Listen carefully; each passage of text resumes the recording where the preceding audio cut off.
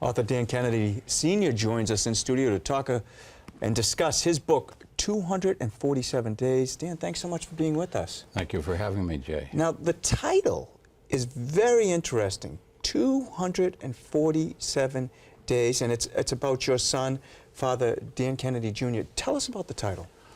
Well, actually, my son evaded becoming a seminarian his entire life. He was not unlike most young men. He had an interest in the church, but he did his best to avoid it. And after years of solicitation to enter the seminary, he finally acquiesced. And when he did, he was delighted to be a priest. He was truly a happy priest, as that picture depicts, happiness and joy. He had an inner joy. He felt that his best friend was Jesus Christ. Wow. And everything he did, no matter what it was, he would say a prayer, and he would make the sign of the cross on his forehead. Every single time he had a difficult situation, he would make the sign of the cross on his forehead, and he felt that he and Jesus were in this together. Mm-hmm. And he went with his gut reaction. And the difference between Dan and the other priests that had a torturous task to become a priest, his ministry lasted only 8 months. Mm-hmm.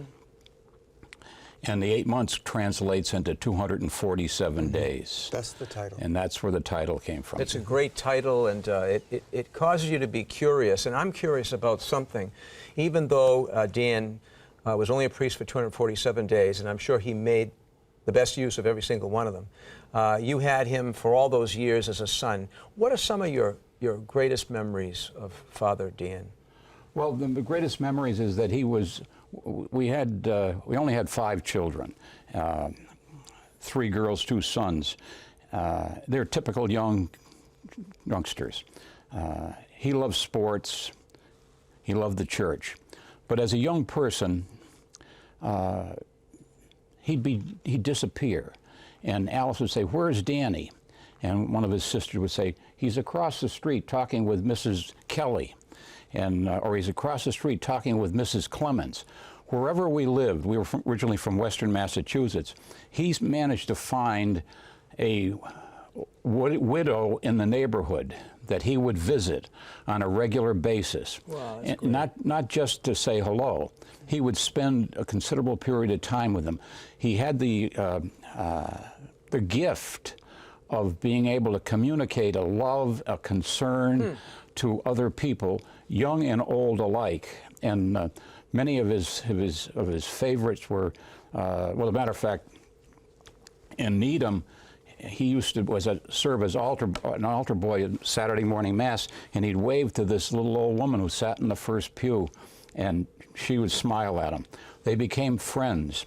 And then as he grew up and went to college, he sort of lost touch with the woman. And presumably she would die because she was quite elderly at the time.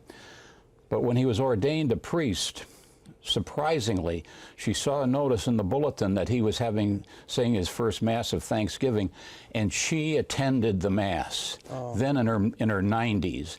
And she always sat in the first row when he was an altar server, and at his first Mass, she confiscated that same seat, and she sat in the first pew at his ordination Mass. Well, we're running out of time, Dan, but I know that the proceeds of the book are going to a scholarship fund at the seminary, and you go to the ordinations at the Cathedral of the Holy Cross.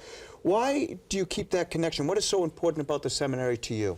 Well, my son was extremely interested in promoting vocations, probably because he had such a difficult task identifying the will of God. And once he finally found the will of God and followed it, he wanted to do all he could to encourage other young men and young women that are interested in going into the convent to pursue those interests and seek the will of God. So he would do all he could to promote vocations. So it's a natural that we pursue his interest in do our best Sure. to promote. It is everybody's responsibility, as Cardinal Sean said, to promote vocations. He's always reminding us of that. Well, where can people get a copy of this book? Because I think it's a great testimony, not just of a wonderful priest, but also to the power of the priesthood and vocations. It's available on Amazon.com, Okay. and Barnes & Noble, and most Catholic bookstores carry it. And I'm hopeful that some of the local colleges will eventually carry it as well. They should.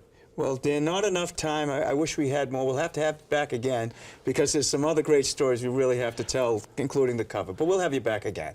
Thank you. There are powerful stories in this book. Oh, absolutely. So we'll go over those.